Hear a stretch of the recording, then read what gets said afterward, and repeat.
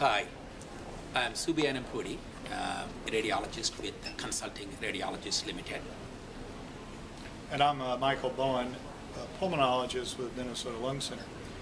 We're here today to bring you some new information regarding lung cancer screening. There was recently a very important clinical trial that was sponsored by the National Cancer Institute, and I'd like Dr. Anandpudi to give us the information. Dr. Anandpudi, how were you involved with this landmark study?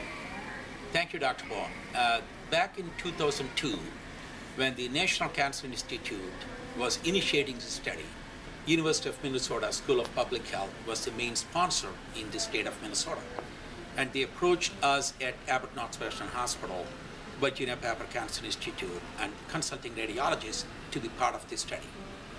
And we were one of the 9 centers in NCI study, and we at Abbott and CRL recruited the most number of subjects in the country.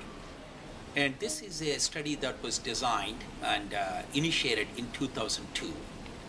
53,000 subjects. Let me define what the subject is. These are men and women between ages of 55 and 74. Either they are current smokers or previous smokers with 30-pack year history of smoking.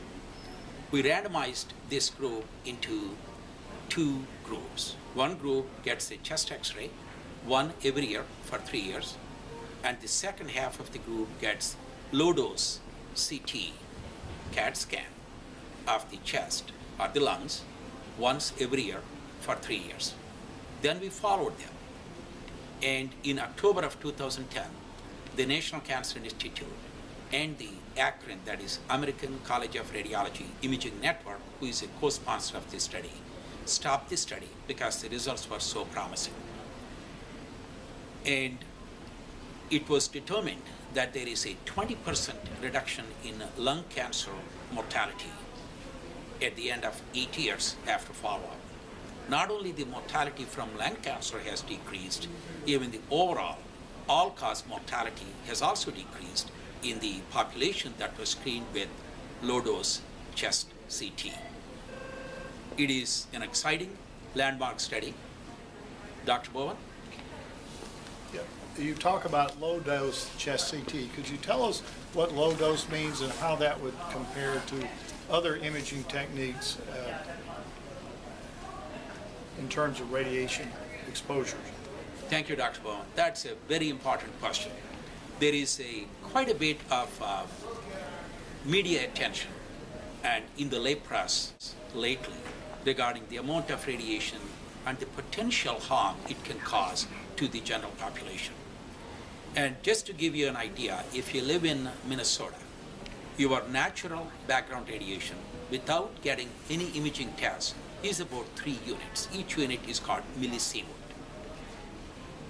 On the other hand, if you were to live in Colorado, Denver, for example, at 8,000 feet altitude, your natural background radiation would be about 70 millisieverts. The low-dose chest CAT scan, when compared to this natural background radiation, is 1.5 millisieverts.